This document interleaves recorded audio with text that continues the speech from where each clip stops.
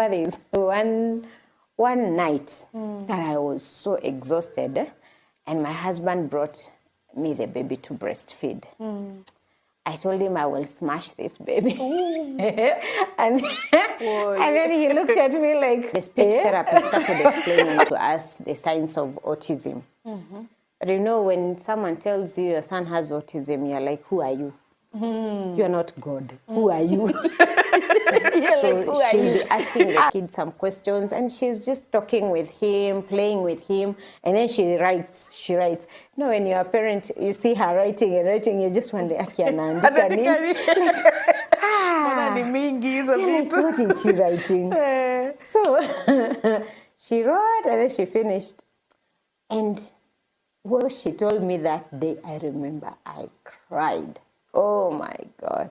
Because she told me, the brain of your child is that of a 9-month-old baby. And my son is 3 years. Yeah.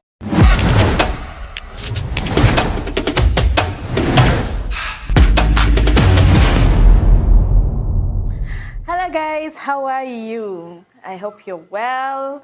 Thank you for your continuous support. And today we are going to hear a special testimony. Are you a parent who has a child with special need?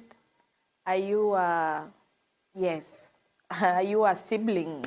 I don't know, but you have someone with special need in your family?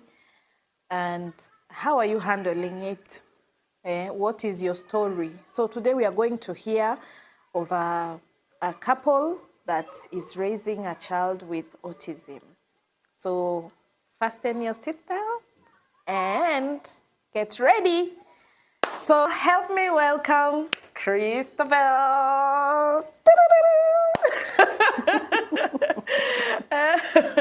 How are you? I'm good. You're well? Very good. I thank God. Amen.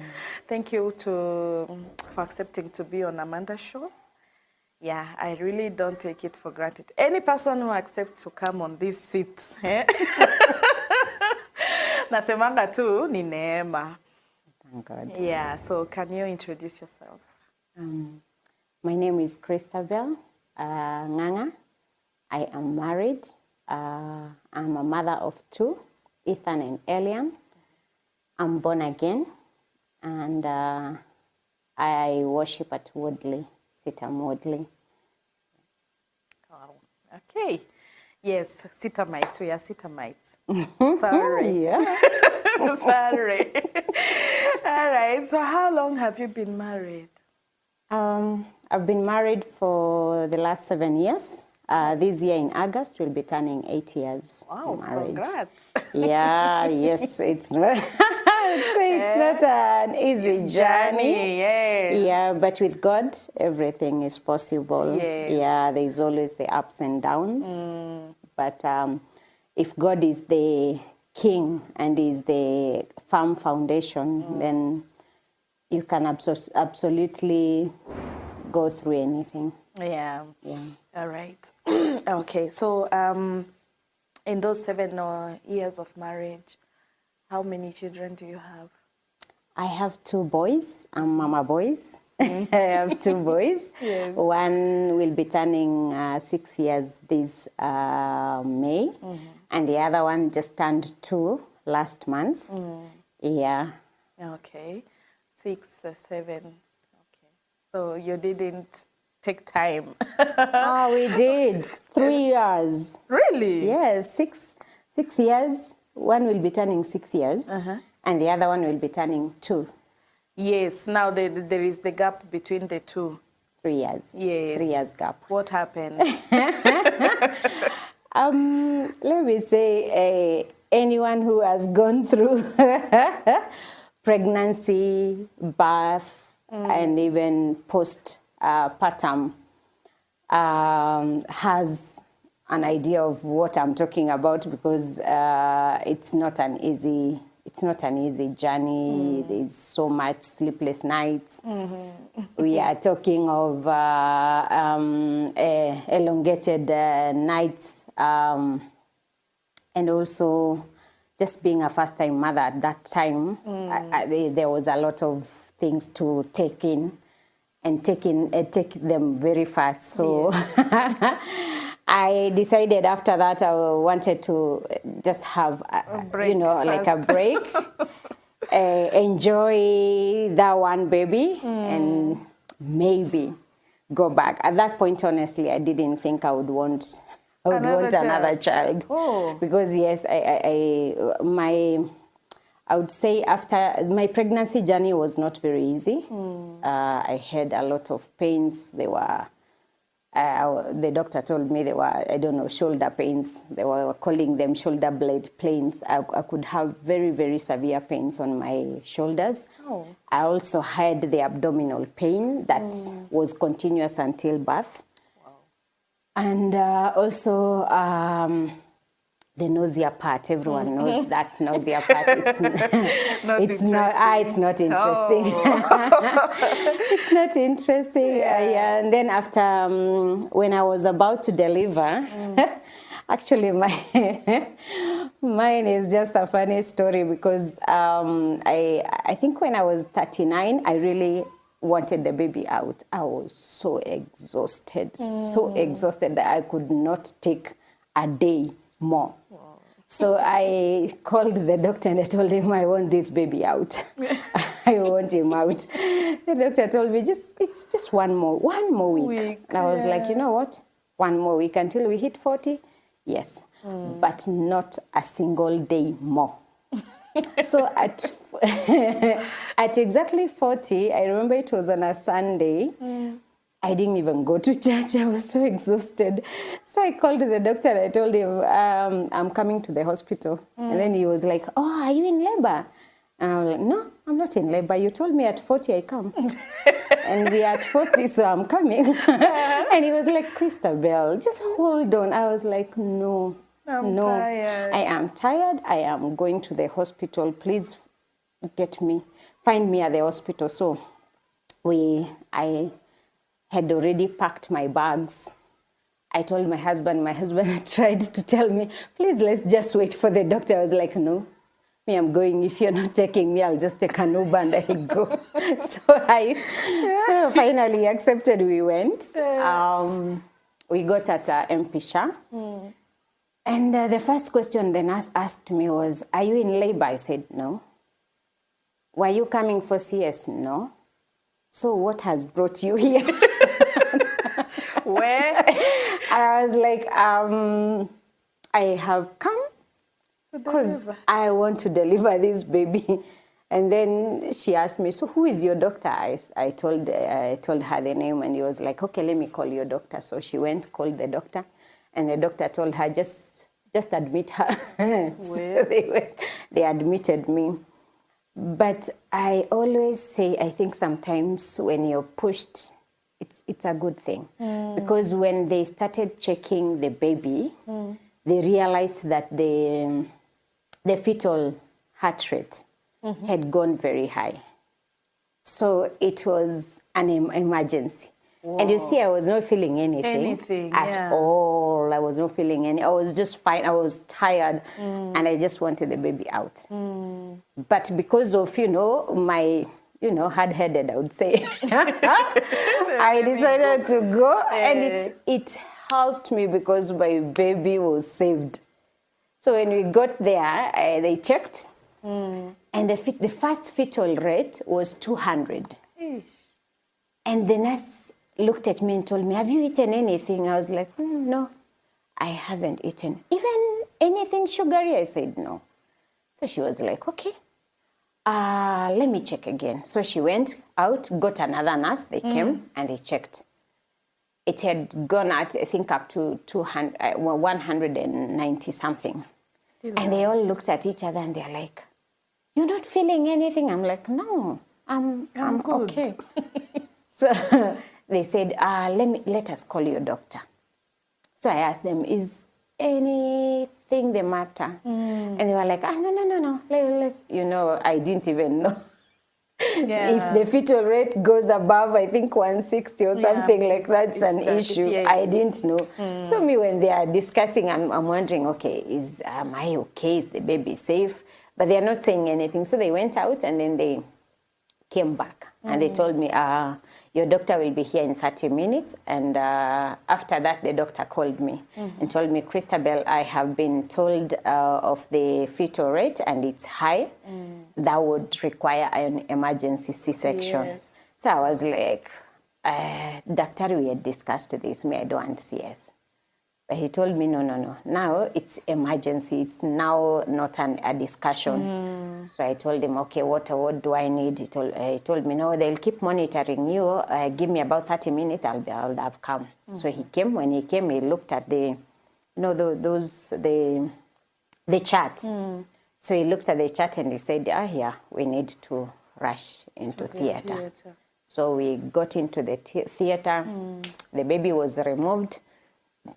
But the issue was the cord had tied a knot. So the baby was not getting enough oxygen. Oh. Yeah, it had tied like a serious knot. I even have a picture. Wow. Yeah, it had tied a serious knot. So he told me, your baby. So when he came out, the baby was fine, healthy. And he told me that, your baby is fine. So I asked him, any issues with the baby? No, he said no. So he checked the baby. He said, no, your baby is healthy. Then I was wheeled to the recovery room. And after that, to the delivery ward. So after my days, after 3 days, I think, I went home. Yeah. So then we started the journey of healing and new mother, sleepless nights. It was, and I think at that point, the CS at that time was really painful because I could not even move. My husband had to hold my hand. So you can imagine if I want to sit up to breastfeed, he has to pull me. I sit, and then we breastfeed, and then the baby is taken. And then again, he carries me. I sleep again. The same thing was happening every single day. I think by 1 month, the pain at least reduced. Yeah, 1 month. It was 1 month was of long. pain. Yeah, I didn't know really what happened. But yeah. And then we continued with the journey. It was up. I think our baby was not sleeping. Actually, he was sleeping he was waking up after every 40 minutes. Every 40 minutes, he's up. And what was the issue? The first time we thought he's sick. So we took him back to the doctors, and the nurses were just laughing, and they're like, you guys will have to go back and get used to the baby crying. It is normal. You have to, soothe him to sleep. 40 minutes, but 40 minutes is a short I am time. telling you, 40 minutes. I think that's why I felt like I was going crazy. So, and that happened until the 5th month. 40 minutes until the 5th month. So it was one of those tough times. Were you going to work? No, I had taken leave. I was on maternity leave. Yes. But it was hard. And my maternity leave was 4 months. I had about a month of my annual leave. So you see, I had about 5 months that I was with the baby. But it was tough. And then, being a single, not a single mother, being a first-time mom, wow, it was difficult. But we managed. After the 5th month, he started sleeping 2 hours, which to us was a miracle. Miracle. Hey. 2 hours. 2 hours we sleep. Every 2 hours? Yes. So in the night you wake up like you can't even count? You cannot count. And then you remember now by the 6th month I was going back to work. And the cycle is still there. So at times I would get to work, I'm so exhausted. Yeah. But my boss was very good at that. I thank God for that. At least I would tell her, today I had a rough night, please. go slow on me. On me, yeah. Yeah, and she would tell me, no problem. Any urgent matters, I'll give to your colleagues. So I would only take in what I could, and then I would leave work by around 2 for the breastfeeding hours. So. But you didn't have you didn't go into postpartum depression? I realized I had gone into it way after. You don't even, I think I was reading an article and I read about that and I was like, my God, this is what I was going through. Because I remember there's one night that I was so exhausted and my husband brought me the baby to breastfeed. I told him I will smash this baby. and then he looked at me like, eh? Uko serious? Then he told me, you know what, go sleep. We have milk in the freezer. I will warm it and give the baby. You just go sleep. And don't wake up. Even if you hear him screaming, don't wake up. I slept, I think from around 10 to around 3. I was waking up around 3. Wow. So when I woke up around 3, I was like, Haya, where's my baby? The one you wanted to smash? Yes, where's my baby? So I went, I found they even slept. So I continued sleeping in the other room because I was sleeping in another room. I continued sleeping. I woke up in the morning, I was fine. So then when I was reading that article, I saw those trends. And for me, I thought maybe it's just that I was, when you had sleepless nights, sometimes you get irritated. Yeah. So for me, I thought it is that irritation that probably had caused me to, say that. But after, I was in it. It was that after. And then the umbilical cord took time to heal. Actually, for him, it took almost 1.5 months, which is unheard of. Most of them, they are like 1 week, 2 weeks. They are, 2 weeks maximum. For us, it took 1 month and a half. And when we had gone to, we took him to Mata. I think there's a jab he was not given. And at 2 weeks, I remember our doctor had told us you can go to the nearest hospital and get the jab after 2 weeks. So for us, at that time we were living in Mirema. So the nearest was at TRM. So we went there at Mata and we got the jab. So while the nurse was cleaning, the umbilical, is so fast. And he was like, Ebukam. So I was wondering, okay, what's going on? Did you clean the wound? We were like, yes, we cleaned the wound. And she was like, no, you guys don't clean. How do you clean the wound? So I showed him how we cleaned it. I showed her. She was like, no. Have you noticed you've not gone under I was like, I don't think we were told to do that. I just thought we were told to wipe, like wipe up here. The down, we assume it will heal. So she told me, no, your son needs... So she cleaned that wound. And after that, she was like, hey, you guys, are you first-time parents? You're like, yes. Yeah. It's like, you need someone who will walk with you guys. So I remember that day. I think she said something that really hurt me. And I remember I cried in that hospital. So my son is crying, I'm crying. And now my husband is wondering, now who do I? Tanyamazisha nani? Yeah, ni nani. So when we went back, my husband called my sister. And he told him, hey, your sister is not well, but also our son the wound needs to be cleaned well. And we've been trying, but I don't think we are doing it well. So my sister offered to be coming, and she was staying in Juja, to be coming every day. She would come every day by around 8 o'clock, and she would leave around 5, just to come and clean the baby's wound. And I think when she came, by around 3 weeks, the wound healed, because she was coming every day. Until when now it became hard, like the way it's almost falling off. I think that the last week, she came for 2 weeks, every single day, 8 to 5, 8 to 5.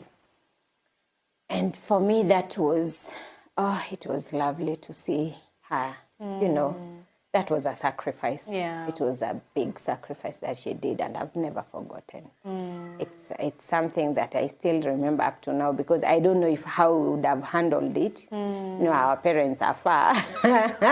Not unless you have to carry the baby to the hospital every day for the cleaning. So yeah, she offered and she helped. And we now moved on from there. Yeah. So how did you heal from that depression? How did you notice that you have moved on?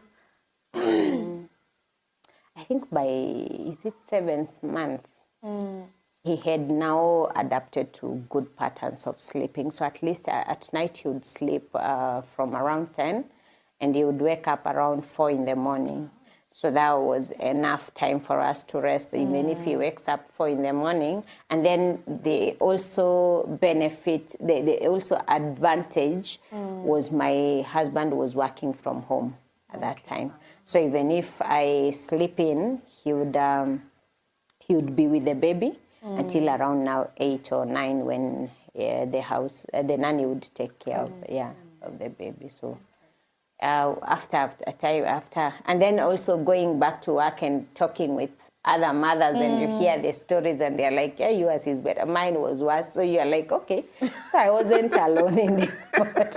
So it is just something that happens. So you know, sometimes when you're first mother, you would actually think, maybe there's something I did, you know, like there's something I did wrong for me to get this. But when you hear from other mothers, you're like, I think I can just manage. See me peke yangu. Manage your struggle.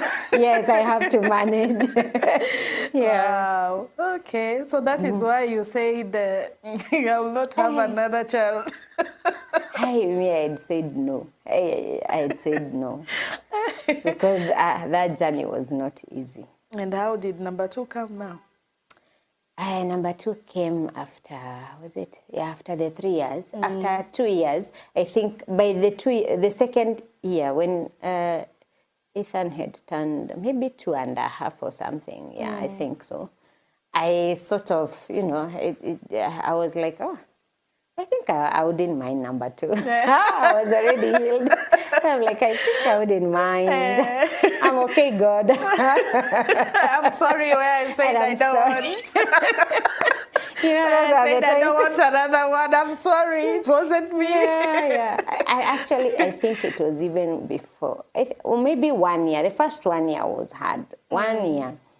Because after that, by the second year, I think I desired to have the second child. But that didn't happen as I thought. You know, I thought it's just, you know. Automatic. Automatic, maneno.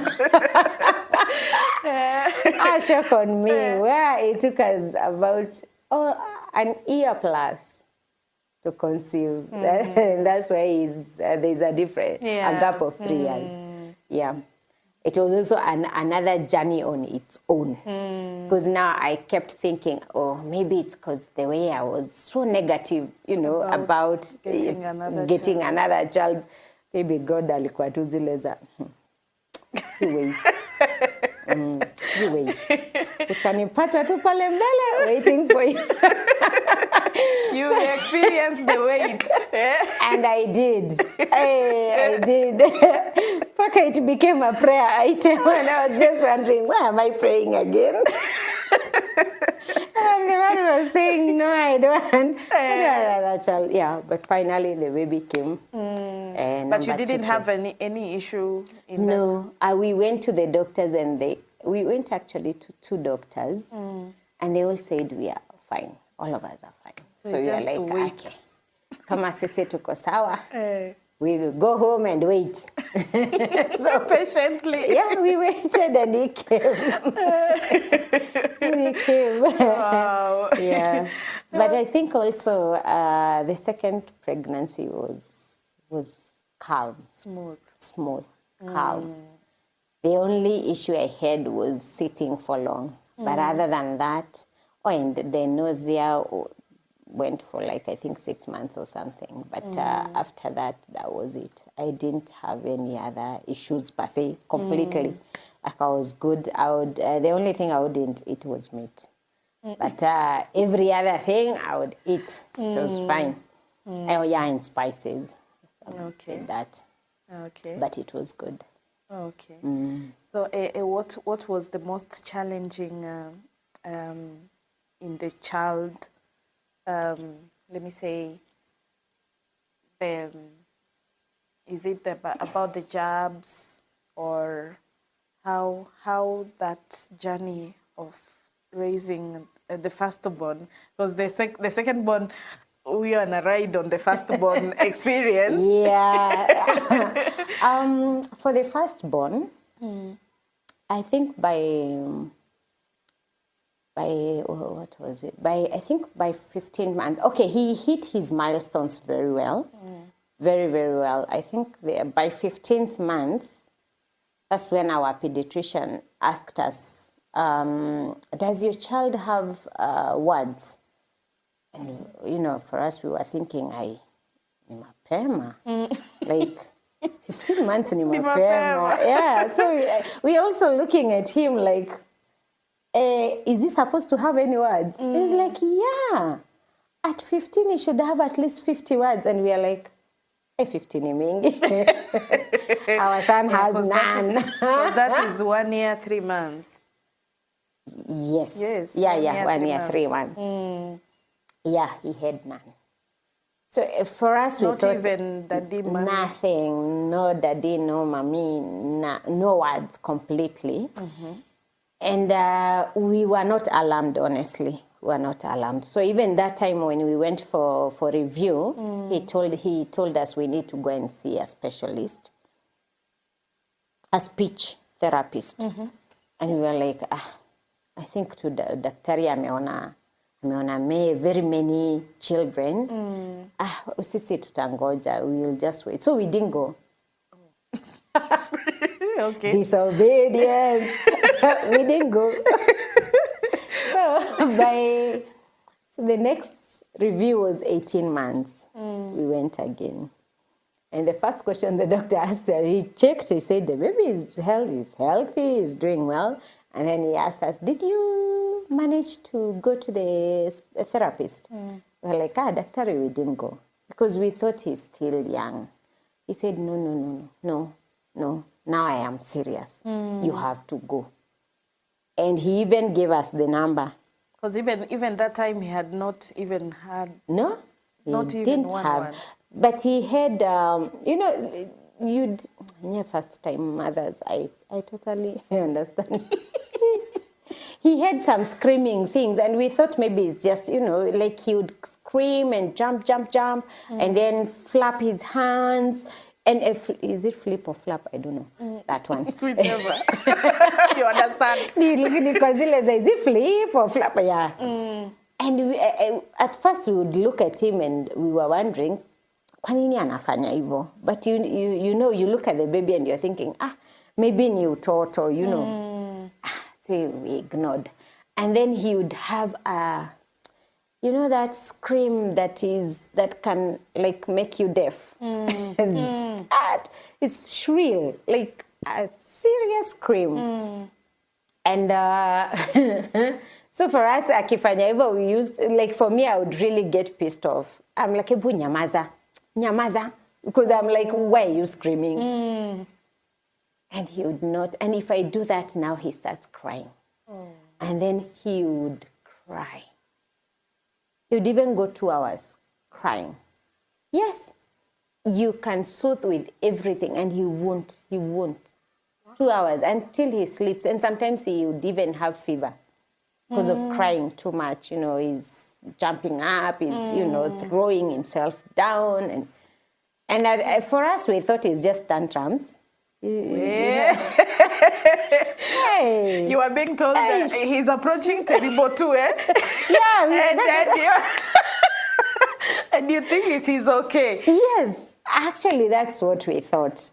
So I looked at him and I'm like, oh, Lord, Aki, I've heard of the terrible twos. And Lord, my God, Not my son. Okay. Not my son. God, not my son. So at the 18th month, we decided, hey, daktari amekaa ni kama amekuwa serious, let's go. Twende. So we went, booked an appointment. So like, I think 3 days, we couldn't see the speech therapist then. Oh, no, sorry. We saw her and she booked us tests. You know, you're also even wondering, is it tests zote ni za nini? So we asked her, okay, these tests ni za nini? Because now there were like 3 tests. And when you look at them, one was for hearing, the 2 were for brain activity. So when you ask and you're told brain activity, hata wewe utaanza kufikiriaje like a parent, you're like, is my son okay? You're like, yeah, I think he's okay, but we need to take the tests. So we're like, okay. While we were there, she told us, can we book? I said, yeah, please book. So we booked, we did. And thank God for insurance cover because those tests were expensive. They were expensive. So we did everything. And I think after like 3 days, we went for the tests. So one test, is it 2? 2, the test was supposed to be done while he's sedated. So they did the tests. The hearing test was okay. The brain activity test was also okay, but not like 100% okay. So there's a nerve that I can't remember the name right now.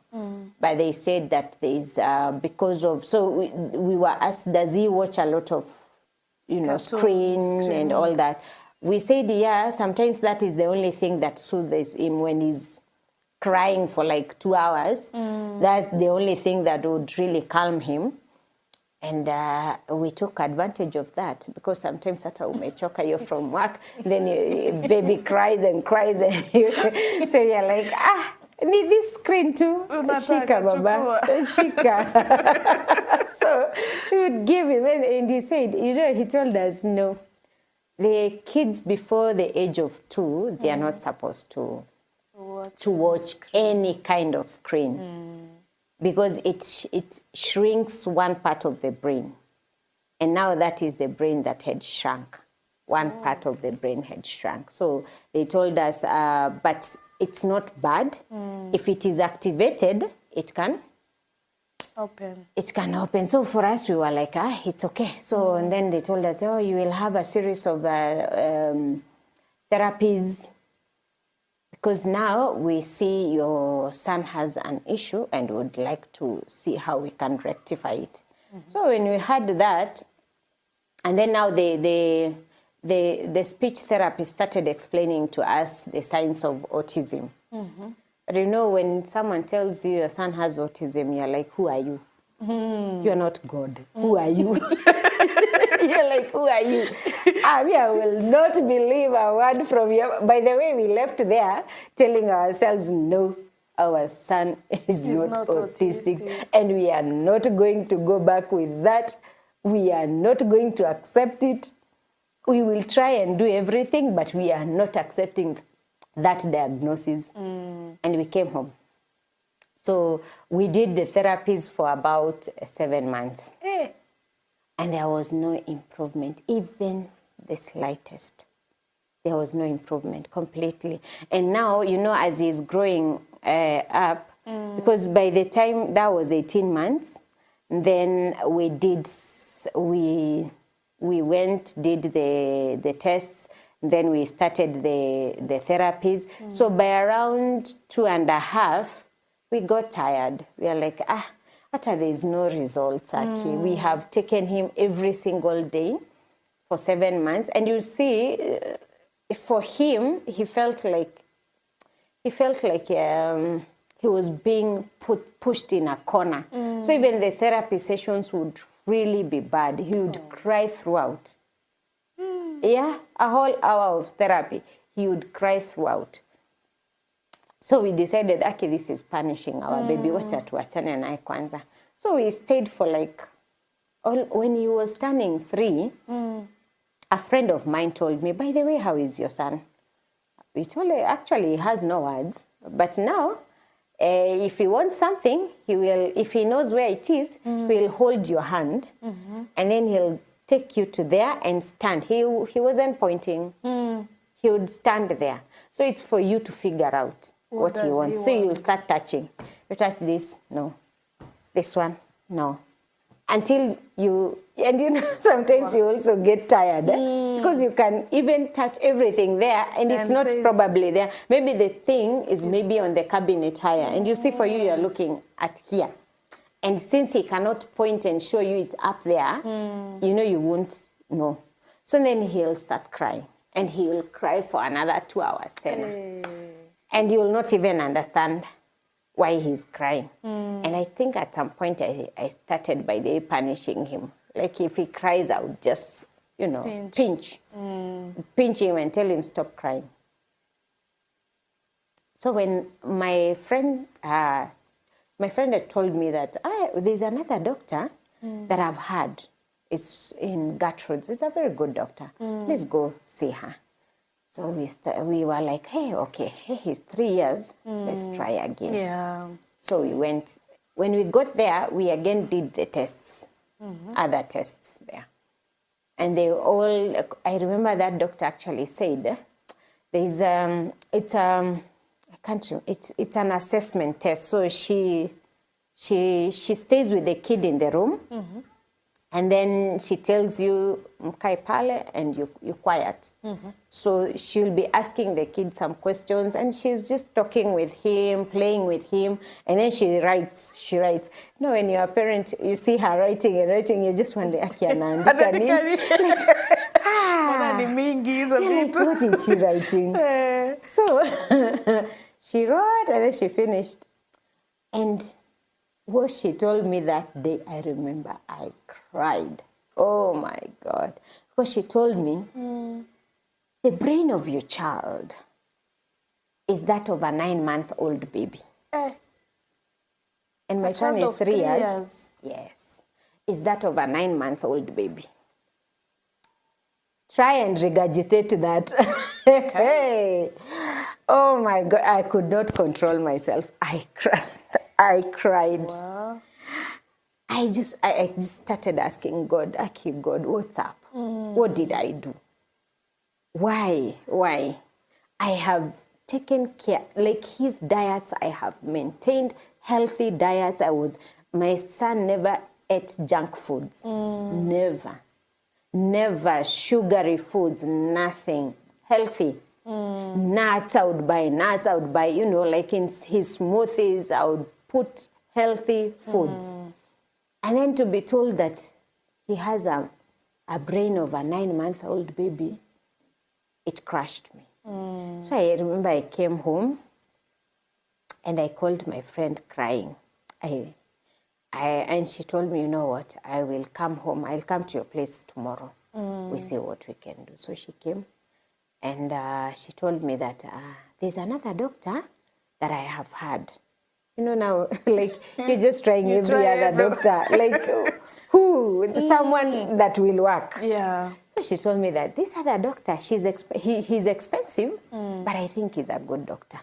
We're like, we don't care. How much? We don't care. Where is that doctor? So the doctor is in Karen. I'm like, hey, okay. Do you have his number? Yes. So I took the number. I called the doctor. The doctor had a waiting list of, I think, 2 months. And me, I told the doctor, I can't wait for that long. I'm going to die. I can't wait for 2 months. And he told me now, how am I going to help you, Mama Ethan? I told him, please just slot me, even if it's at night, whatever time, just slot me. And maybe God works in his mysterious ways. I got a slot. Wow. Someone dropped off last minute and he called me and I was like, hey, inimeitwa bio. So we went. We got there. He also did the same assessment. He sat with him.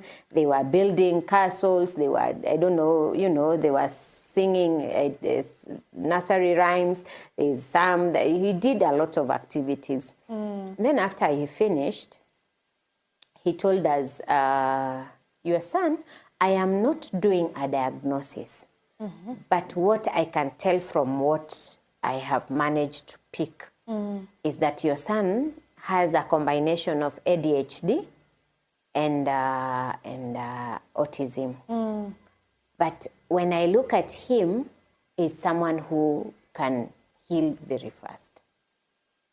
Though, autism, it does not heal, but at least you manage it. So he said, he's someone who can pick things faster. So he said, I don't want you to delay. I'm going to do a report. I will get you an occupational therapist and a speech therapist. But so he asked us if we had done therapies. We told him, we did a speech therapist for 7 months. It didn't work out. We stopped. He said, because you started with speech. You're not supposed to start with speech for an autistic child.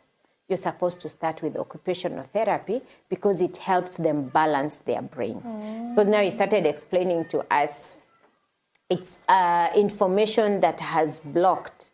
So like when you've already told the child, give me this glass of water, he's still processing. You maybe send him something, he's still processing. You see, those are information that have not been processed for a long time. So for him, you will think he's maybe rude or disobedient, but he has not processed so many information, and it becomes, now after some time, it overloads them. When it overloads them, they start screaming and shouting, and sometimes they'll bite, sometimes they would, they get so irritated because they don't really understand what you're saying, and they don't know how to tell you that they don't get anything you're saying. So, and then so after he had done the assessment, he told us, no problem, because your son is 3, this is a good age. Yeah, he will pick up very fast. But what I want you to do is you're going to do a lot of work. Yeah, you're going to work with the doctors. Yes, if you work with the doctors, your son will be okay. So we were like, okay, we are ready. You tell us where, what. So he told us, first, I want you to buy so many toys. I want you to buy, I don't know, he just wrote so many things. On top of that, he added supplements and now the therapist. So for the therapist, he was going every day for occupational therapy. So he was doing 5 sessions of occupational therapy and 2 sessions of speech. Yeah, so like every single day we were at Karen. And now it was my husband taking him because I was at work. So my husband would take him, go do his work while he's undergoing the therapy, and then I'll come back. So the first sessions, I think I went the first week. And the first week, it was tough. You know, they would put him in a chair, you know, this like a feeding chair. They would put him there for 15 minutes. And for you would think 15 minutes, it's like, you know, like this. But 15 minutes for a child, it's a lot, who is autistic, it's like a whole day. So he would cry and scream. And, oh my God, it was horrible to watch him. And now sometimes I would tell the doctor, please, can you just, you know, like mtoe. He's like, no, if we do that, we are not helping him. He will cry, he will adjust. And 15 minutes is the starting point. We will go until 1 hour. So when he gets used to the 15 minutes, we will push him to 20, push him to 25, and all the way until 1 hour. So that was to control him. You know, they don't have controlled emotions. They completely do not have. They have those outbursts. And sometimes if you see, sometimes when they're irritated, they would even like bang their head on the wall, you know, like really bang when they're irritated. Or they would just, you know, drop themselves down, and they also don't have the sense of danger. Like for me, my son would never go outside to play, because he didn't know that when a car is coming, you need to, you know, step aside. Like for me, for him, wewe mwenye gari ndio wewe ndio utajambia usonge. For him, he's just okay. And he'll continue playing.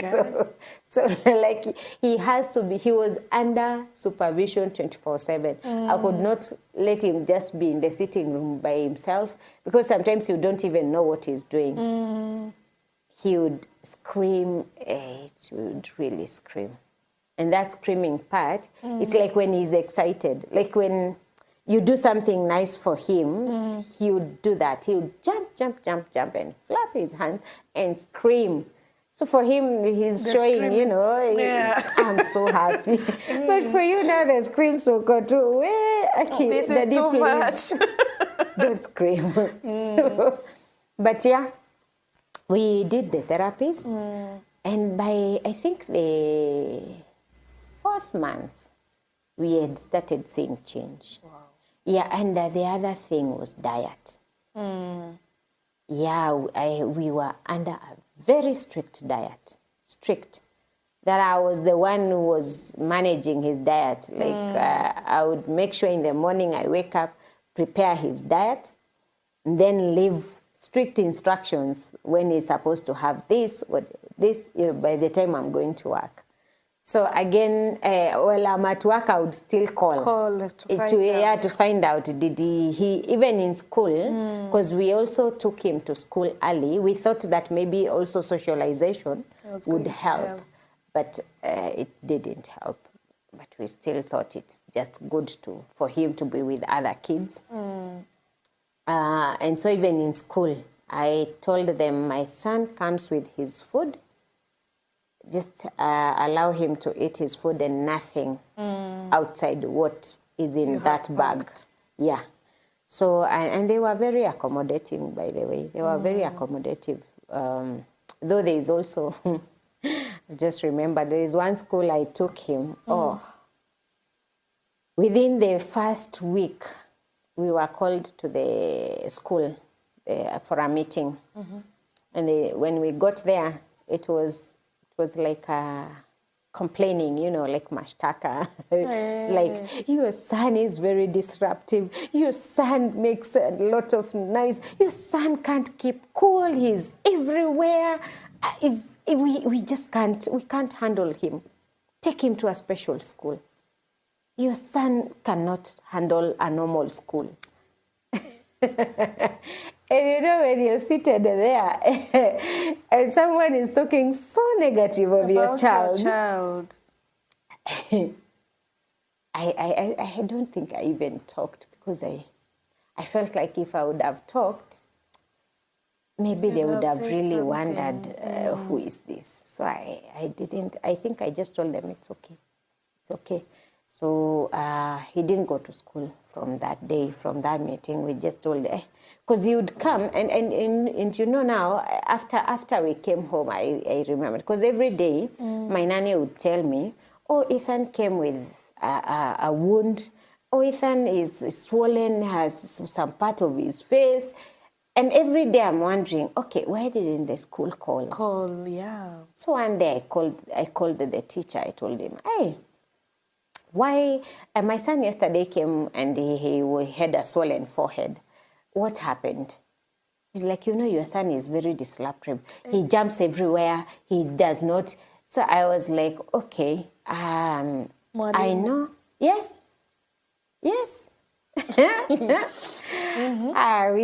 For us, the history we've had with this beautiful, handsome boy of ours is, yeah, so I told the teacher, he jumps sometimes, but if there is someone, you can take care of him. Yeah. Because now he's in your hands, and honestly, if he's coming, and even if he has jumped and fallen, let me know, because we might not really know how bad the injury is. So I told him, when attack yangu, even if it's a scratch, just if you can't call, text me. Or if you cannot text me, flash me. Once I see it is you, I will definitely call me. Yes, or please call me. I will definitely call. And she was like, it's okay. From that day, we were like, wacha mtoto akae nyumbani, we will start looking for a school. So we started looking for a school. And you see now they had really put negative words about in us about our son. So we actually started thinking, hey, maybe tunafikiria normal school is good, wacha tujaribu special schools. So the special schools that we had, it's special. I am telling you, the fees, it's on the roof there. Like, I don't know. Parents with special kids, they have challenges. Because if it is not the therapies that are expensive, it is the school. And then sometimes you cannot even have one nanny, you might have to have two. So you see, it's like an all-round expense. And then on top of that, there's a diet that you have to maintain. There are supplements that he has to take. So it's, when you look at it holistically, it is just expense here, there, like everywhere. So when we looked at different schools and we were like, okay, here we cannot afford. So we decided, so I kept calling and asking people, if you know of a school, a special needs school that is affordable. Yeah. So they told us, I think 2 schools we went. When we got there, tata tukaulizana, sisi now our son will be normal here. Because now everyone else is really on the other side of, Yeah. Yeah, they were, to them they were special. Like, if he was there, it could be very normal, and then he could be the I don't know if it's the most normal kid there. So again, we looked at it, we are like, we are trying to help him. Tukimpeleka huko, we will confuse him. Because now he'll be wondering, okay, mbona huyu anafanya hivi, mbona, and they will all have different ways. And you see, like the spectrum is from level 1, I don't know to what level.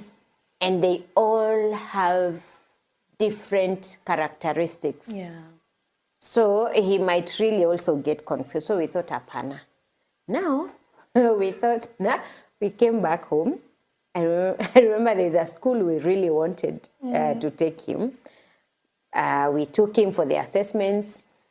And you see, for every assessment, again, it's an expense. I think the cheapest assessment we went for school was 5,000, the cheapest. Because there's 5,000, there's 20,000, and there's another one that was 7,000. And you see, since you really want your son to be placed in either of the school, unatoa tu, like, what will you do? You can't stay with him at home. He has to go to school. So finally, we didn't get that school. I remember the teacher had told us that after 3 days we go to the school and get the results. Not really the results. They were waiting. They tell us whether they will confirm him or not. Or not, yeah. So we went. We were in high spirits. I think that day I took a day off. So we went there. And we were told that your son, how is he? Your son is too hyper. He cannot be in that class. And he has no sense of danger, so he'll be a danger to the kids and to himself. And we were just apana. And that time you had known he's autistic, or? Yes, we had known, and actually we had even accepted. So we were just, like, we are trying. He was even under the therapy sessions. So you see. So we even told them, even when we got there, we told them that he's undergoing therapies every single day. So every single day at around, he's supposed to be at the hospital at 1. So we'll be picking him around 30 minutes or 12 noon so that he can go for the therapy sessions. And they accepted, they said it's okay. But now that day when they told us no, I remember we had not gone with the car. Because it was somewhere close to where we live. I walked home crying. You can imagine on the tarmac road, you are just crying and no one knows why you're crying, but it's just dropping and dropping. until I got to the gate. So when I got to the gate, I was like, hey, these guards will wonder what's up with Mama Ethan. Yeah. So I was like, hey, I came to the house and I sat here. I cried that day. Like for me, I kept asking God, what do you want with us? What do you want with us? Because we are really trying. You should see that we are trying. That time you were like, you want to have a one-on-one, you talk with God. You're like, God, we are trying. We have taken him to therapies. We have changed his diet. We are really trying, God. But we feel like you're not trying from your end. Like, why aren't we getting a school? And that day, as we had sat, because I think it was around early morning, mid-morning. So by around 2, as we were seated here in the sitting room, and you're just regurgitating, you're just thinking, what do I need to, I need to get a solution. Yeah. So as we sat here, we remembered that when we moved here, there's a school we went and, checked it out, and then we didn't go there. For, I don't know, for one reason, and I don't know, I can't even remember why we never took him there. So that day we were like, let's go to that school. And when we get there, do not say anything. Do not even say there's therapy sessions or our son is like this or it's like that. Just get in there and ask for the brochure and ask for any other thing they need. So we went there. We didn't say a thing. We were welcomed. We said we would like our son to come here. And they told us, but it's July, na tunafunga in August. So it was beginning of July. And July na tunafunga August. We were like, we don't have a problem. We are okay. So they looked at us, they're like, alikuwa shule ingine? We said, yeah. But we have just decided to transfer him. So they were like, okay, here is the fee structure. And these are the items that the kid requires. And what else? At that time, they were not wearing uniform. So they were like, yeah. And then nothing else. I'm telling you. Direct to the bank.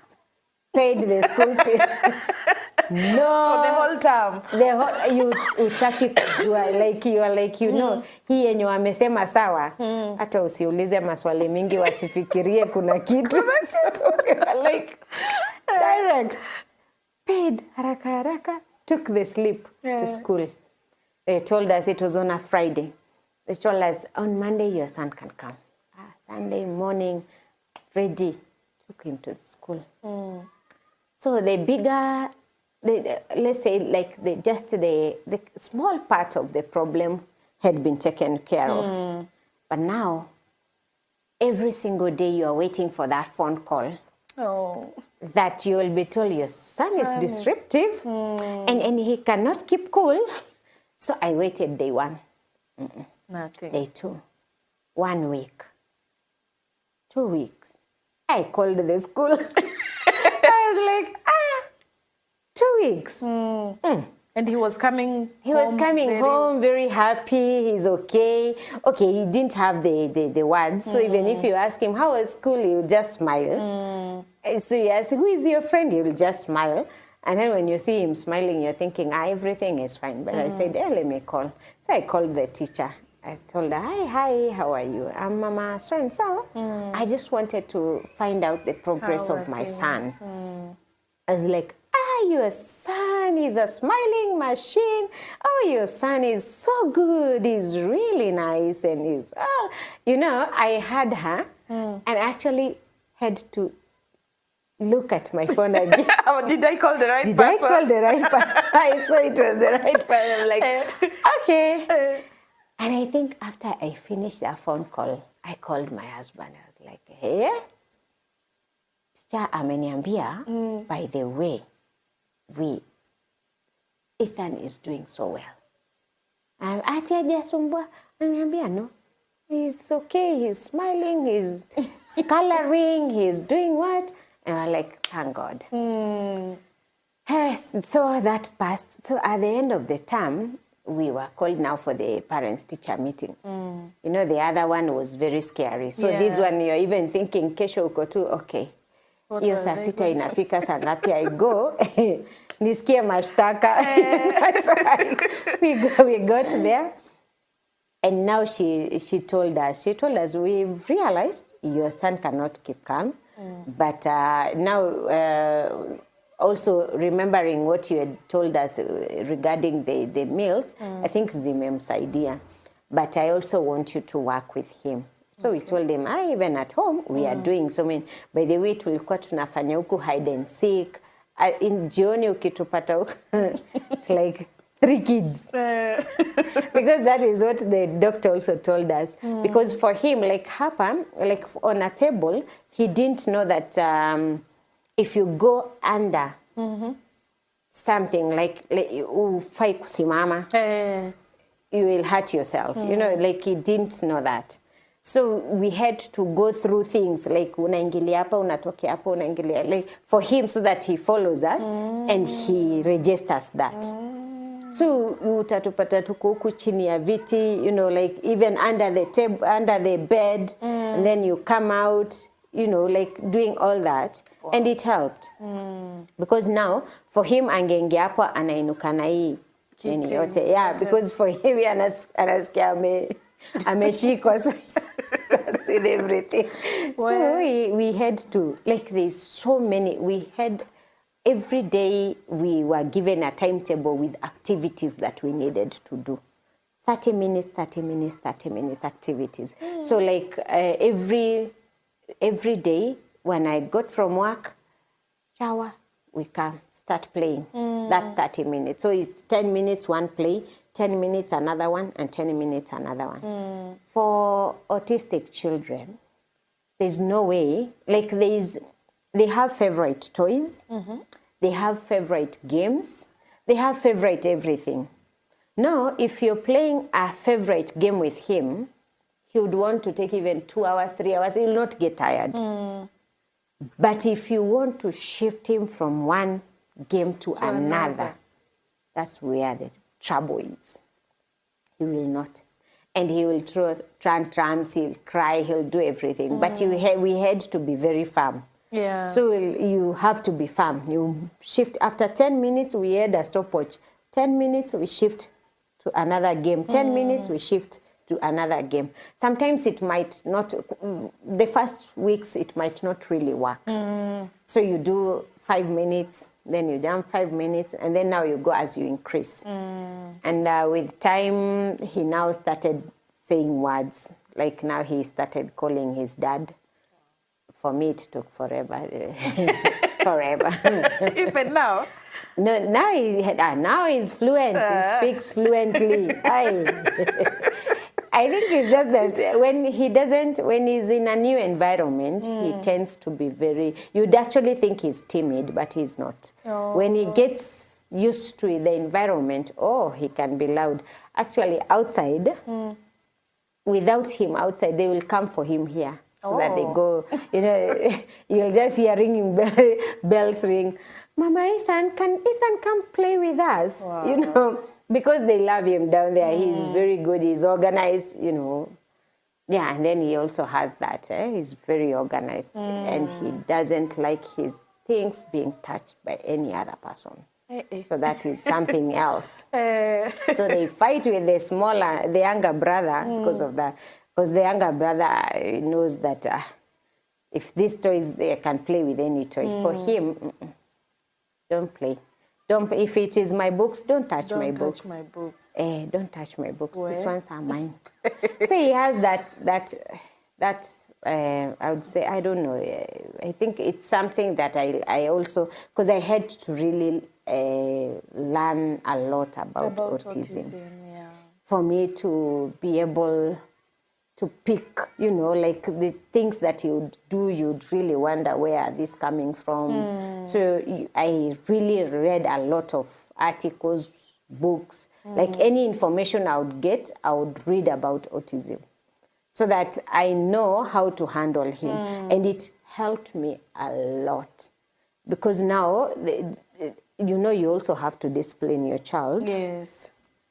But there are times that when I look at him and I'm talking to him, I would really know maybe he had not understood. And that time I cannot discipline him. Yeah. And there are times I would know that, hapana, this one is just, he's being disrespectful. And then that time I discipline him. So like I cannot be disciplining him every other time because again now it would also, you know, lower his self-esteem also.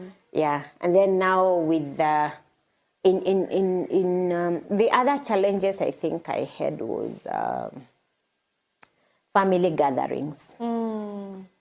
Hey, families are good.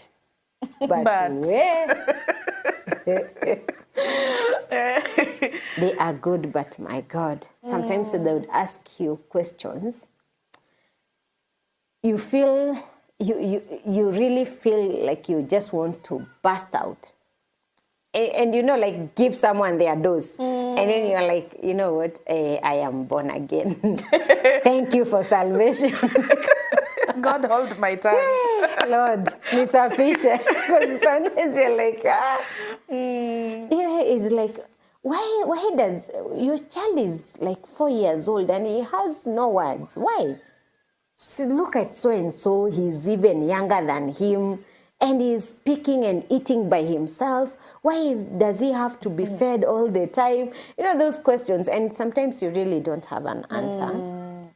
Because you can't be going to every gathering and explaining that, you know, it is because of this and this and this. Sometimes you just want to, you know, like, just shut up. And and when someone asks a question like that, I think for me, after some time, maybe if you ask second, third time, but the first time I would just smile and just leave you. I would not say a word. I would just smile and leave you. But now if you probe more, I would just tell you, please, just let my son be. He is healthy. That is all I care about. If he has to be fed, let him be fed until whichever year he will be fed. For me, the most important thing is that he's healthy. Yeah. That's it. So after some time, and then, you know, you'll also be told, oh, you know, unadekeza mtoto sana. Why is he, you know, why can't he eat? Like for him, the two fruits he eats up to now is watermelon and apple, not any other fruit. Not any other fruit. Drinks, he cannot take any other drink apart from apple juice. Even if you put them there, he will not.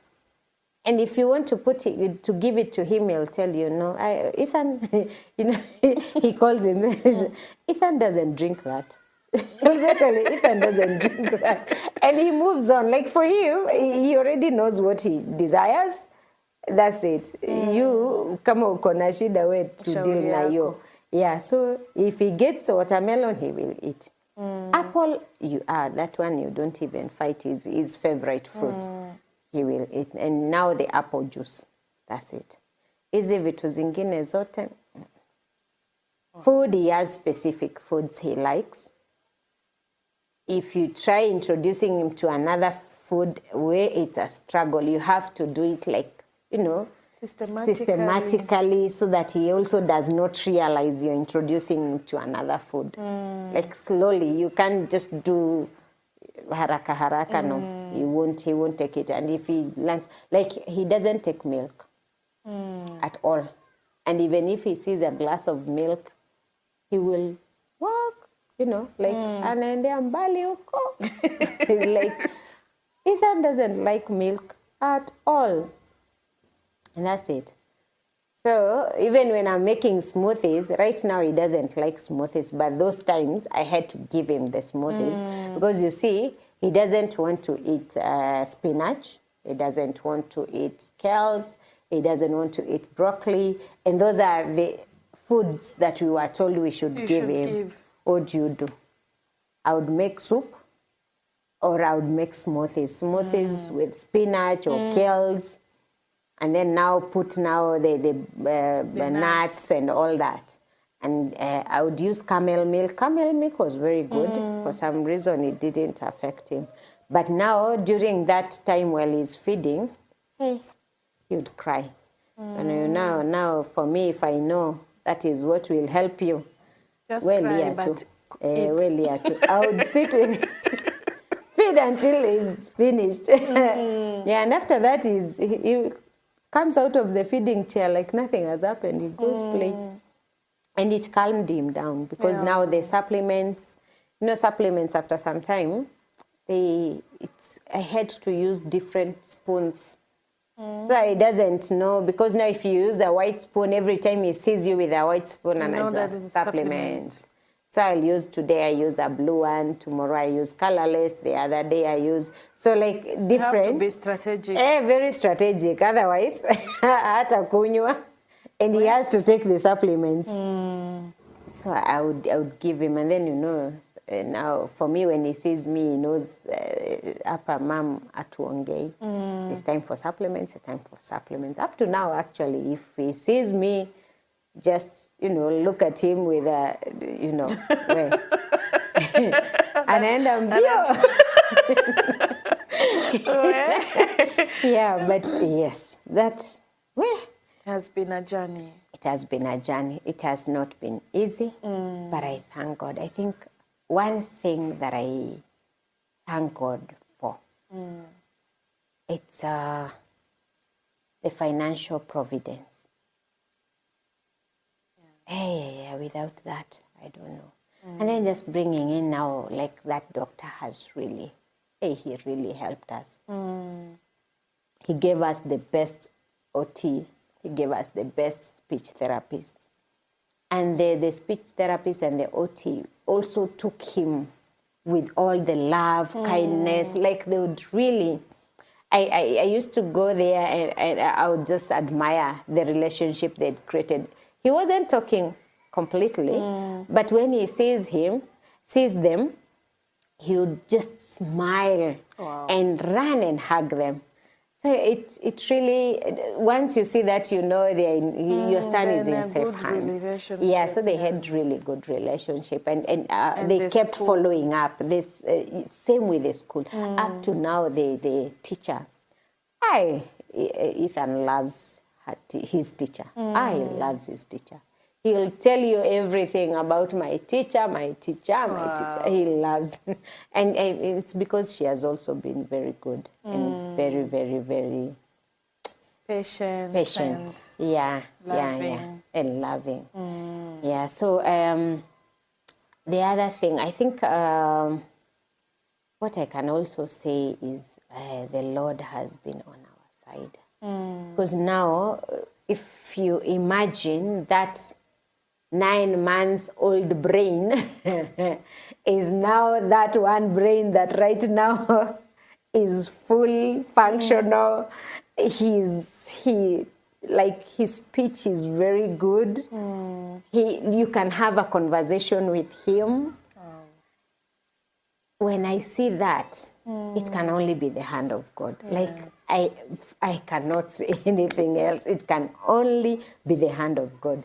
He really got him, from that hard and difficult part. Situation. And when we look up to, actually every year that we see he has added an year. We just thank God. We give God the glory. Because I don't know. It had really troubled us. You don't know how to explain to your child. He's also very young. And sometimes you feel like you've not been a good parent, or you've not done enough for the child. And every time you're thinking, what more can I do so that my child, as he grows, he doesn't miss out on life. He doesn't miss out on, like playing outside there. You're wondering, most of the time we would just lock him here, because now if he has to go out there, you have to be there with him. Because ni kidogo tu hivi, and it's an injury. Anajiumiza. So it was a difficult season. But right now, that he comes and tells you, Mommy, I've gone outside to play. And you're not worried. I'll just maybe stand here at the door and peep. And he is playing, he's even having conversations with other kids. Wow. And I'm like, hey, what more can I say? Like this, God, hey, this is you. It is you who have done this. And I just thank. He's a miracle baby. For me, he is a miracle child. Wow. Yeah. So, in that season, in all the things that you have gone through, what really hurt you most? What hurt me most were the comments from different people. Because sometimes I think it's just, I don't want to call it etiquette or it's good mannerism to just sometimes let things go.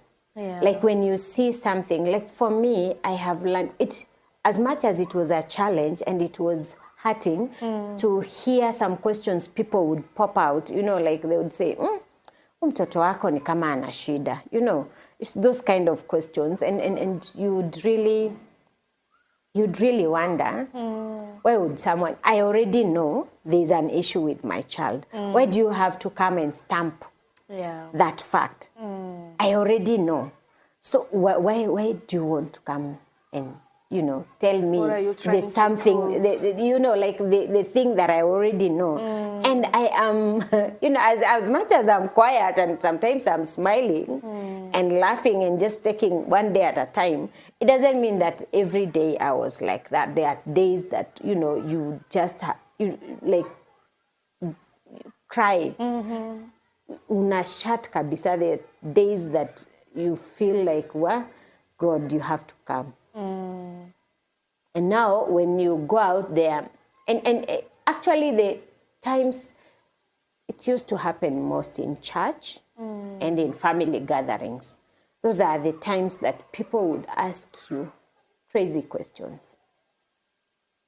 Ile swali mpaka wewe uko tu zile za, did you have to ask that? I don't want to answer. I don't know how to answer you.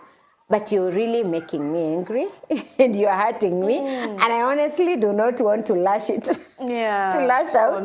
So you're like, you end up smiling. And I think after some time, I realized I can't, you know, you can't be, you know, throwing words. That's one thing. Yeah. You can't be explaining things to everyone. So sometimes I would just smile. Not unless you push hard, I tell you, hey, please, I don't want to discuss, you know, I don't want to discuss that. And I leave it at that. Right. But in all, I think it also taught me one lesson. For me to be, you know, like to say something, even for a parent, like when a parent is having a child who has, not even now the special kids, just a normal kid, but with tantrums. And by the way, I smile and I'm like, I try, you know, I just try being kind, even to talk to the child and see if the child would, but not really, you know, this thing that guys say, hey, huyo amenini mtoto wake sana. You don't know if that child is autistic or has a condition. Yeah, you because do not know. You can't tell. Yeah. Now for me, I can easily tell. For me, I would look at a child and I would tell if the child has a condition. I would tell, because they you know, there are those characteristics that they portray that would actually tell you. If you have now a kid who is autistic or even a special need kid, you'd know. So sometimes I extend grace. That one I have learned. I have learned to extend grace. Hey, because for me, there are those that did extend grace and there are those that, you know, didn't. And even in whatever setting that I am, I always try to tell parents, do not judge. Yeah. Do not, just extend grace. You do not know what that parent is going through. You do not know. Very true. Yeah, so just extend grace. That is all that is needed. Stop judging. And sometimes even those who judge and they have not had their own children, don't judge. Yeah. You don't know wako atakuwaje. You really do not know. Like, well, I learned, hey, I do not. Hata akisumbua, I would rather hata niende nimchukue. If akinikubali, I can pick the baby. But ati judging, no. Or looking at the parent na zile macho za, where you need, you need to tame your child. No,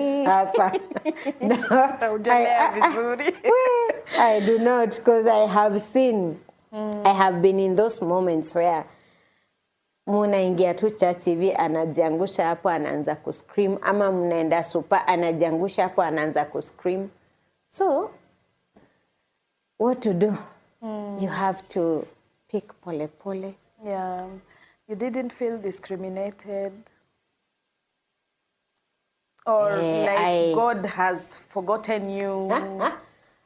If my friends probably noticed that the first years of my child, I think until he was 3 or even 4, I was never going with him anywhere. And that was wrong for me, because again, you're not supposed to feel like kind of you are hiding your child. Okay, for me, I wasn't hiding him, but I felt like home was his safe space. And him being at home was better than having to move him from different environments, which would trigger a lot of, not really anxiety, but which would trigger a lot of emotions. And since he did not know how to deal with the emotions, they would come as outbursts and like cryings and screaming, throwing himself down. So imagine something like a wedding with your luku, looking all, ladylike, nice, and then with your heels and your neck, and then you have to keep running around chasing a 3-year-old with your heels. So utavunjika. Utavunjika. So those are the things I used to look at. I'm like, okay, Baba, I love you, but nikienda hii harusi, let me just not go with you. Alone. I think the only place we were going with him was in church. Because at least church now, but just at church, the other thing I used to do, I would give him the phone that I was told not to give him. Not to give. Sometimes I feel overwhelmed as a parent. You just want to listen to that sermon. Like, nimekuja church. I just want to listen to that sermon. And I cannot, because akianza, you go home. By the way, we used to go home. Tunaweza kuja, we get in, do the praise and worship, and then he starts. We would go home. You can't stay outside. He's running everywhere. So the only place that you'd, confine him is the house. So you'd come and just switch on the online and watch. But sometimes you miss that community. You just miss, I will feel, once the church is over, you want to say hello to this person, that person. You want at least to go to different places. Like even going to restaurants we couldn't go with him. It was hard because when you go with him, you have to eat very fast. His timeline was like at least 20 minutes, he's okay. After 20 minutes, your food will have to be packed because you can't be in a restaurant. He would go up picking everything, and you see it's different settings. So when he goes and picks a fork from this table, picks I don't know a word from the other table, like, hey, let's just go home. Let's just go home. So for some time I didn't go with him, like to different environments. No, I didn't. But what I'm learning, I think, what I was actually telling myself is I would have just gone with him, even if it is 10 minutes or 20 minutes, and then so that he gets to he gets to enjoy the environment, because it felt like probably, maybe he felt like he was tethered, because he was just in the house throughout, and only Sundays he would go out, then come back. So once he's from school home, no going to any gatherings, no going to, I don't know, playgrounds, different places for plays. Or if you go with him, sometimes we would take him, but he had specific games he would like. Sa ukimpeleka aingie kwa one game and he loves it, you'll end up paying 5,000. Ataka hapo hizo masaa zote. And he doesn't get bored. Well. The energy is still up there. Like even after 2 hours, iko tu pale juu, up there. So sometimes you're thinking, hey, tukienda na we are going to spend a lot of money. We're going to spend a lot of money. So there are days you would be like, hey, amekaa sana, so let's tumpeleke. So you'd go. But moving him from one game to another was so much of, it was hectic. So you just want, like he loved the cars, what are they called? These cars that kids drive. Yeah. The remote cars. So you would sit in that one, and here at the hub is 515 minutes. Yes. It's everywhere, I think.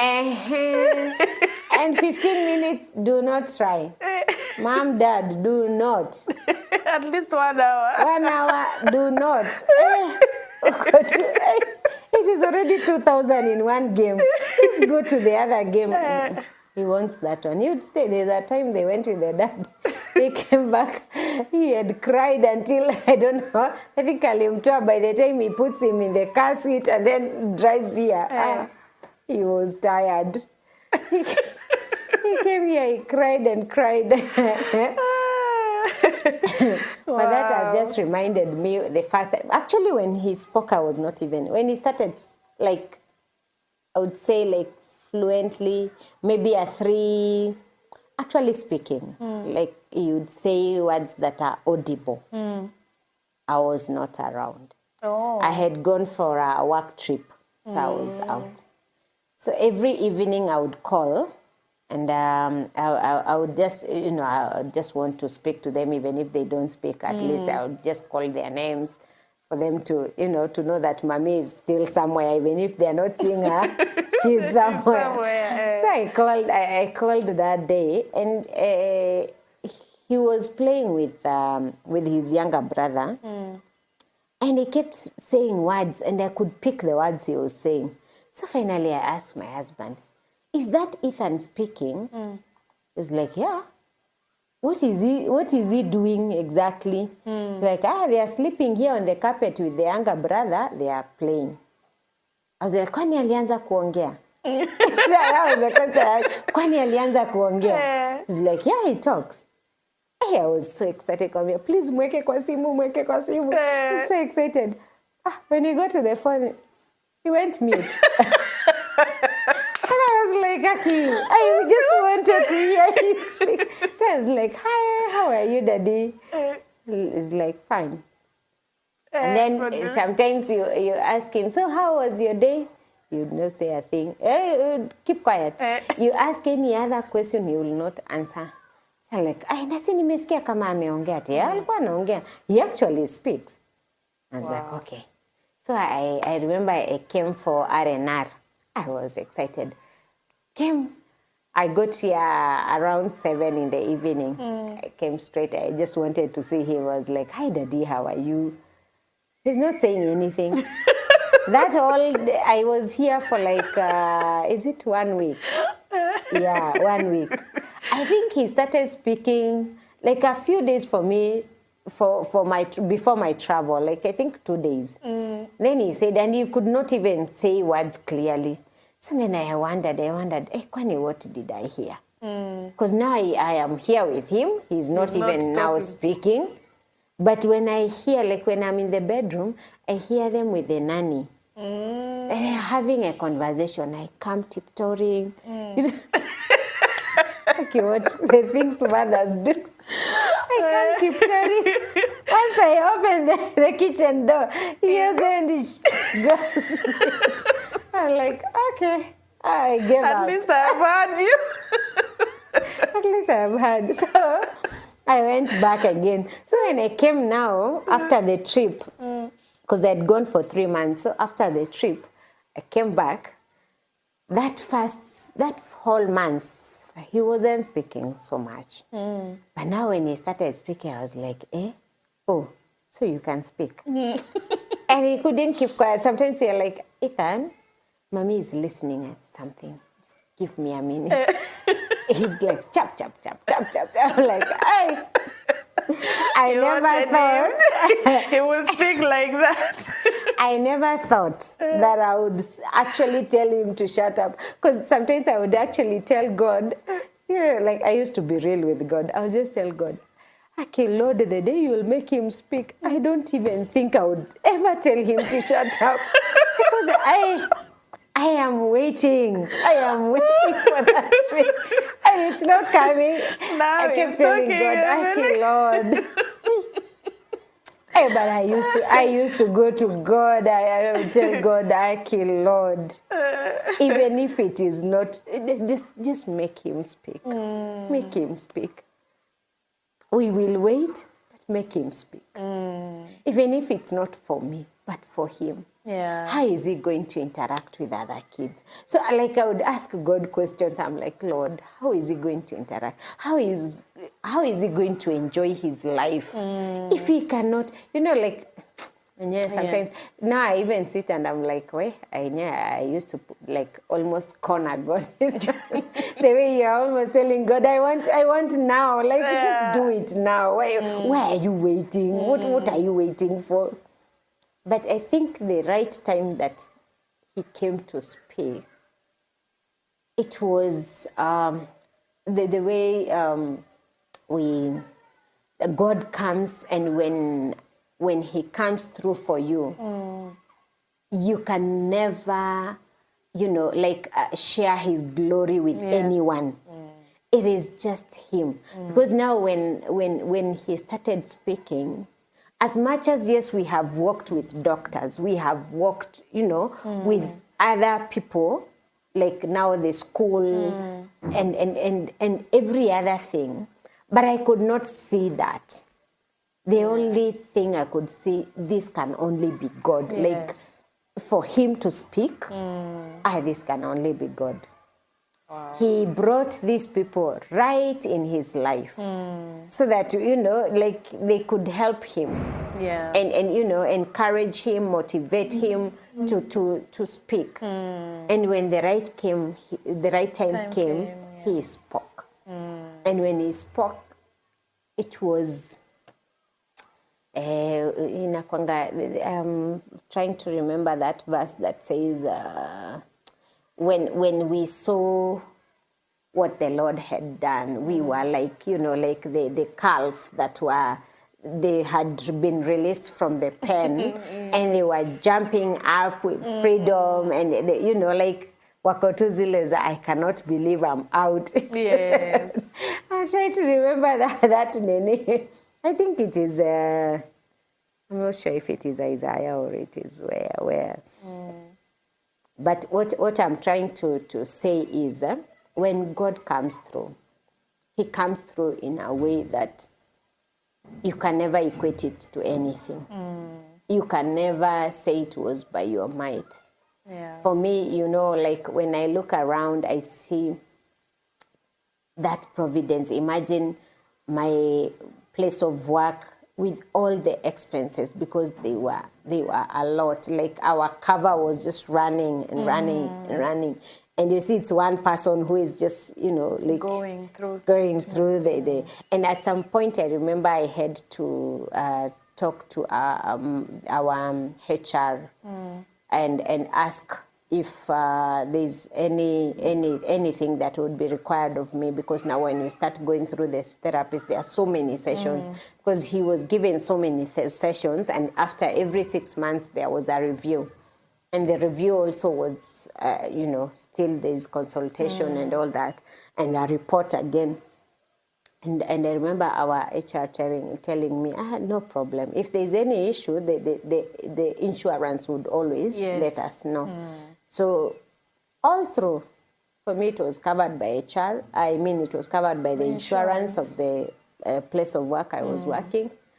And what, like to have that, because I know there are some parents that I know who are having a very hard time. Yeah. Because, for like just a normal session of OT is about 3,500. A therapy. A session, yes, one session. And then the other session is about, the speech session is about 4,000. So in a day, if he's going for one session of OT and one session of that is speech, that is 7,500. If you are, if you're doing it cash, or you see, you can't, and those are how many sessions. Like for him, he was doing 5 sessions of OT and 2 sessions of speech. And then we went as we were increasing. So after 1 year was over, we started lowering the OT sessions and increasing the speech sessions. So then he went to like 3 sessions of OT to about 4 sessions of speech. So you see, as much ataka una lower this one, you're still increasing this. So there's a lot of money that you're spending every week. And God provided. We never lacked, by the way. There's no session that he missed. There's no session that he missed. He went all the sessions until he was discharged. So when he was discharged, we're told now, the only thing we'll need to is completely minimize now the TV, the screen. Yeah, and just, like get him, like for me, I buy him a lot of books. He loves reading. And one thing that the Lord does that is just mind-blowing, I would say, is that in these special needs children, God gives them like great talents, beautiful talents. Like for me, my son, if he listens to a song once or twice, he gets it. And he will sing with the right beat. Wow. The right beat. Another thing is he loves reading. So I buy for him a lot of books. It's always, at least every month we try and get him books. So we'll get him storybooks that he'll keep. And if he loves the book, he carries it around. Everywhere he goes, he has everything that book. He loves. Yeah, he carries it around. So there's a book we just bought him last week, and he carries it around. I'm even wondering why it's not. He carries it around. So, so as much as I think that is an encouragement to every other parent, like there's always something beautiful that the Lord has put in that child. And it's for you not to be sad and find out what it is and pump and nurture. Because when that talent is nurtured, something good or something beautiful will come out of it. So we just went for our end of term assessment. And the teacher was telling us she's surprised because Ethan was scoring almost everything. The only subject that he's struggling with is Swahili. That one is struggling with it. But these other ones, he was scoring almost everything. Wow. So he was telling me that he does his exams very fast. Does very fast. And then he finishes and he's like, teacher, I'm finished.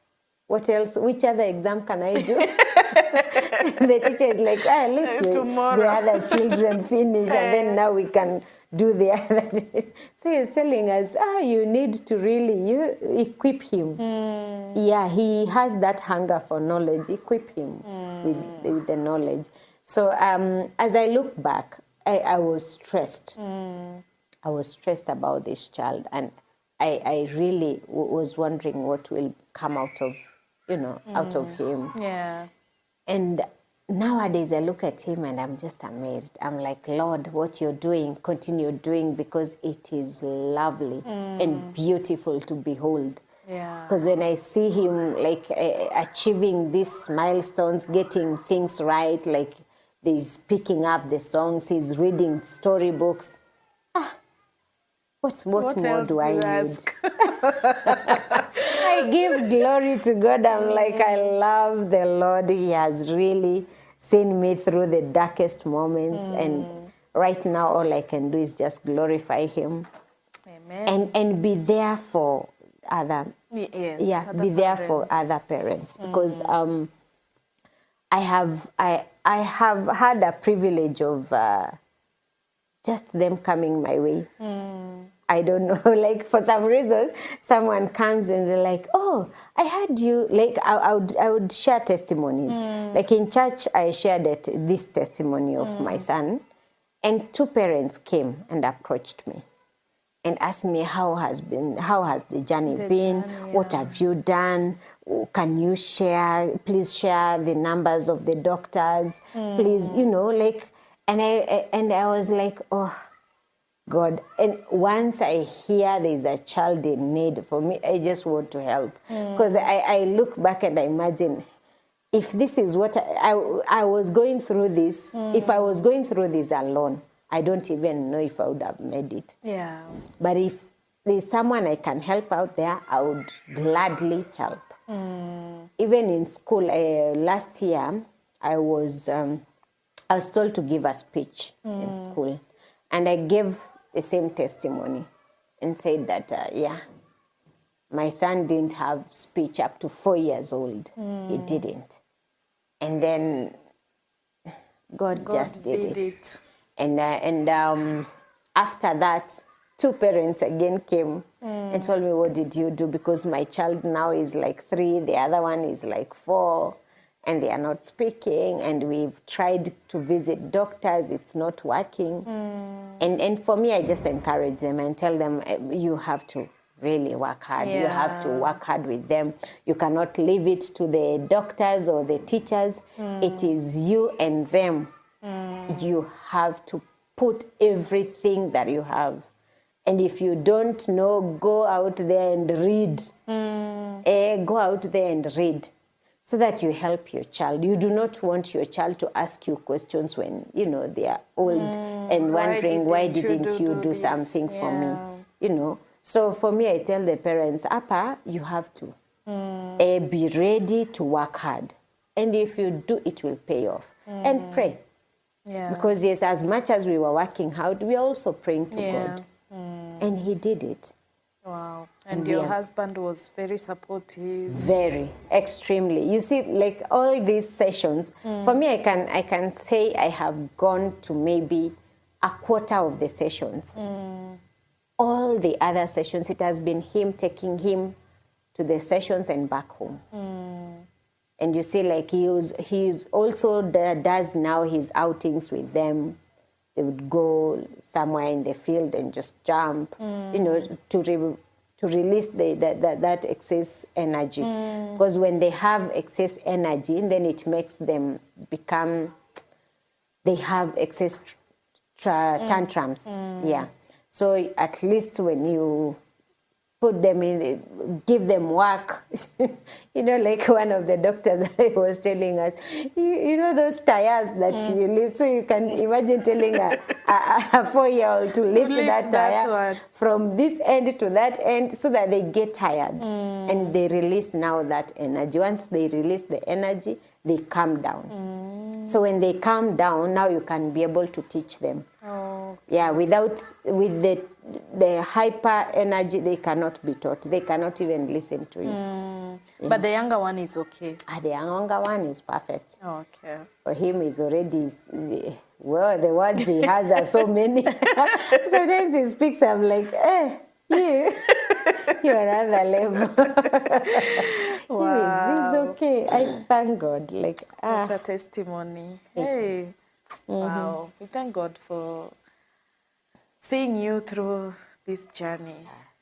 I know it is, okay, I don't know Because they say, I don't know. You know these things of saying, I know. What do you know? And you have not been there. Well, I imagine. And according to what you have told us, it was not an easy journey. No. It was not an easy journey, but God has seen you through. And yeah, Ethan is, you can't even tell. Okay, myself, I couldn't tell. Yeah. I couldn't tell unless you tell me. And many could not actually. Yeah. So we thank God, and I think other parents have been encouraged. Those who have children with special needs. If you're having a challenge of getting a doctor, Christabel can help you with the contact. Yeah, but you also have to invest in that child. You also have to invest in that child. And don't discriminate yourself in the society. Yes, people will talk, tutaongea, tutajudge, but you and your God know what is best for that child. True. Yeah, the society. Yeah, there will always be Talk. someone who will see something negative. Yeah. Even in a normal child. Yes. Not only with special needs, even in a normal child, there are those who will always pick the negative. Yeah. From instead of looking at the positive, they will always pick the negative. The negative. But you as a parent, you should also make sure you cushion your child. And cancel those kind of curses, those kind of things they say. I know. Yeah. Wow. So I think I just want to say thank you again. That was quite a testimony, and I thank God. I thank God I can see someone who is happy, who is happy after that long journey. Yes. Yeah. Which I think you still, but now on another phase. Yeah, on a different phase. Yes, and you see, it is not curable. Autism is not curable. But you as a parent, you have to be very attentive to your child's behaviors. So there are times that you will probably, if you, like right now, I'm not that strict to the diet as I was before. But I always observe him. So that when I see he has the tendency of being a little bit hyper, I cut down on wheat. Because the biggest enemy is the wheat. The biggest enemy of autism is wheat. Wheat, gluten actually, gluten. It's the worst enemy. If you cut that down, and sugar, those two, you'll already see a great improvement. Wow. Yeah, so for me up to now, I still check. So sometimes yes, I'll give him a piece of bread, I'll give him a piece of chapati. But when I see now I start getting hyper, I withdraw. Okay. Yeah. And then he automatically calm calms down. Yeah. All right. So if someone wants to get in touch, can I share your number? Yes, please. Okay. Yes. Okay. So parents, musijifungie. It takes a community to raise a child. See ile sai ati my child, my own. Yeah, it takes a community. So thank you guys for watching, and continue sharing and subscribing. And if you have also a testimony, please come. Whether you have a testimony for having a child, or the season of waiting, whatever you are waiting for, and you know, that pain and the healing that we are looking for. Yes, so don't hesitate to contact me. We are here, and we are ready. That testimony is not yours, it's for us. I'm sorry to say so, but yes, it is for us. The testimony is not ours. If I have a testimony, it is not mine. It's for the people around me. Yes. So, asanteni sana, and thank you, Christabel. To Nane, guys. See you. Adios. Bye.